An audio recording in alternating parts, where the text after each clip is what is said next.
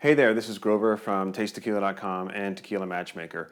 We wanted to get to the bottom of an ongoing debate among tequila lovers. Which region of Jalisco produces better tequila, the Highlands or the Lowlands? We conducted a blind taste test with 27 members of the Tequila Matchmaker tasting panel in an attempt to settle this debate once and for all. So, let's get into some nerdy tequila data, shall we?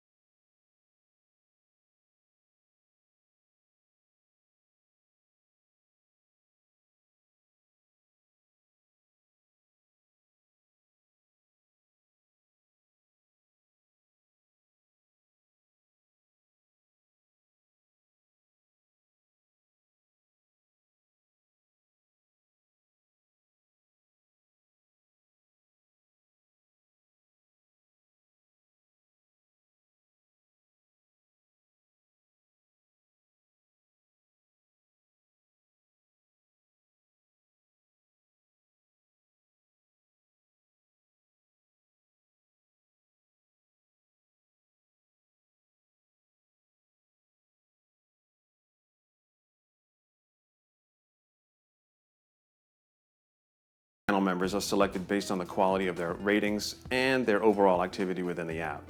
This particular group was 81% male, 19% female, 78% aficionados, and 22% bartenders.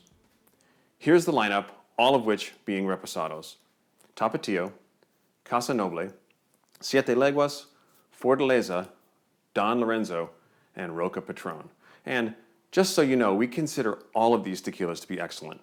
They serve as great examples of their regions, and we also selected brands that typically use agaves sourced from the same region that they distill in.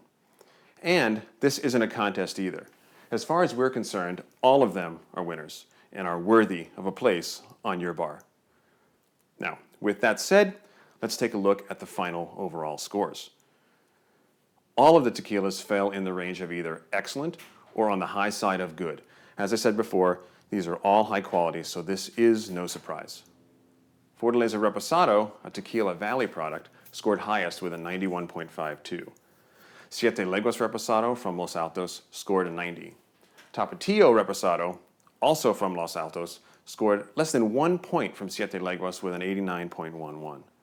Roca Patron Reposado, which is a new 100% Tahona product made in the Highlands, scored an 87.45. Don Lorenzo Reposado, which is made in the town of Tequila, scored an 87.26.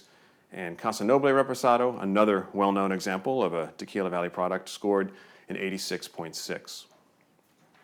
When it comes to aromas, Fortaleza collected the most points, followed by a tie between Tapatio and Roca Patron. Only a few points away, Siete Leguas. Flavor, a bit different. Although Fortaleza scored more points again, Tapatio scored the fewest. Siete Leguas collected the next most flavor points, followed by Don Lorenzo and then Roca Patron. Finish was a nearly five-way tie, with Tapatio scoring the fewest. But when it comes to value, Tapatio collected the most points.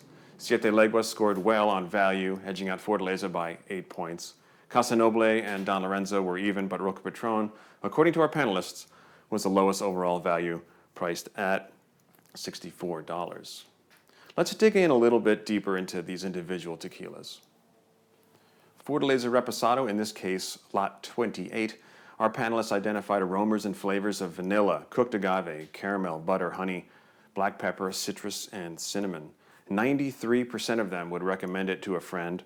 Bartenders and aficionados scored it about the same, in the 91% range. Fortaleza is made in the town of Tequila. Agaves are cooked in a brick oven and crushed with a tahona.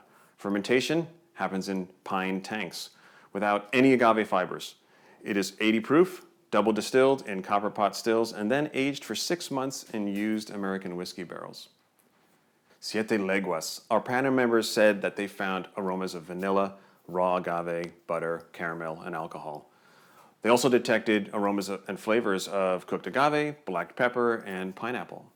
85% of the panelists would recommend it to a friend, and bartenders scored it slightly higher than aficionados. This is a classic Los Altos product. Agaves are cooked in stone ovens and crushed with both a tahona and a roller mill. Stainless steel tanks are used to ferment the agave juice, and it is double distilled in copper pots, then aged in American oak barrels for 8 months. Panelists found lots of cooked agave, vanilla, and cinnamon aromas and flavors in Tapatio Reposado.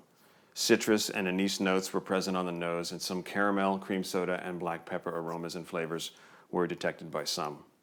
81% of panelists said that they would recommend it to a friend, and bartenders and aficionados rated it about similarly. It is made at the famed La Alteña distillery in the Highlands and uses stone ovens, roller mills, wood fermentation tanks, copper pot stills, and American oak barrels in the production process. Roca Patron Reposado is a new 100% Tahona product from Patron, which is made in the Highlands town of Atotonilco. Vanilla, cooked agave, butter, apple, nutmeg, oak, fruit, and grass were all detected on the nose and palate. 70% of panelists said they would recommend it to a friend, and bartenders scored it a lot higher than aficionados did. Patron cooks their agaves in stone ovens, ferments in wood tanks with and without fibers, and uses small copper pot stills to double distill before aging for 5 months in American oak. It also has a slightly higher proof at 42% alcohol by volume, or 84 proof. Don Lorenzo. Our panelists found it was loaded with vanilla, oak, and butter. They also found fruity, caramel, cooked agave, earth, and cherry aromas. 70% would recommend it to a friend, and bartenders scored it higher than aficionados. It's made in the Tequila Valley, cooked in stone ovens, and the agave fibers are run through a sugarcane press. It's fermented in stainless steel tanks, double distilled in stainless steel. This is a blended tequila too. It's 65% Reposado and 35% extra añejo. And finally, Casa Reposado. Panelists identified oak, vanilla, cooked agave, caramel, butterscotch, chocolate, honey, and cocoa. Again, 70% would recommend it, and bartenders liked it slightly more than aficionados. Casa Noble is a Tequila Valley product made in the famous Cofradía distillery. They use stone ovens, roller mills, stainless steel fermentation tanks, and stainless steel pot stills with copper coils inside. It's triple distilled and aged for almost 1 year in French oak barrels. Now for the fun part. We crunched the data looking at region instead of product, and this is what we found. The Los Altos products scored more points for aroma, but Tequila Valley products scored more in flavor and finish. Los Altos scored more points for value, mostly because of Tapatio. Both regions were similar in recommendations, but Los Altos products scored more when panelists were asked if they would like to drink it again. Female panelists scored more points for Tequila Valley products in aroma, flavor, and finish, and male panelists rated the aroma found in the Los Altos tequilas higher. Flavor and finish were similar for both regions. Female panelists scored value about even, but would be more likely to recommend Tequila Valley products to a friend. Drinking it again was too close to call. Los Altos tequilas scored highest in value, recommendations, and the desire to drink it again among males.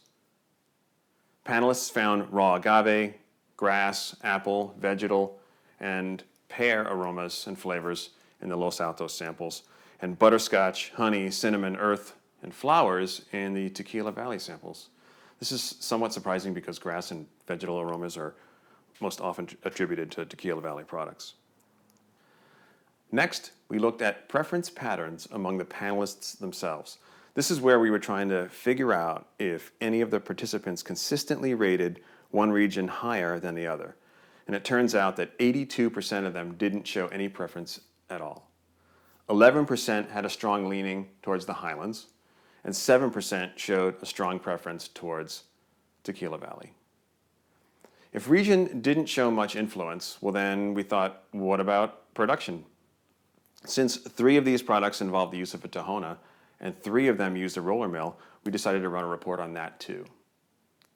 As it turns out, Tahona products scored between 2 and 3% more points than non-Tahona products for aroma, flavor, and finish. Non-Tahona products scored 6% higher on value, again, thanks to the incredible value of Tapatio. But recommendations and the desire to drink again went to products that use a Tahona. Both male and female panelists scored Tahona products nearly the same, but females scored non-Tahona products 5% higher. So once again, does this matter? The preferences were similar to what we found in regions. 81% showed no preference, but 19% did. 15% consistently rated Tahona products higher, while only 4% did the same for roller mill products. What conclusions can we draw from all of this? Well, the Highlands versus Tequila Valley debate doesn't really matter to most people. And since agaves can be sourced from various places and cooked in different ways, it can be difficult to reliably pinpoint a region anyway. Similarly, when it comes to production methods, Tahona versus roller mill isn't a factor for most people either. Choosing a particular production method is an inaccurate way to predict whether you're going to like a tequila because the same machinery can be used in a variety of different ways to produce different characteristics. Your best bet is to try as many tequilas as possible and find out for yourself. There are no shortcuts, but the Tequila Matchmaker can help.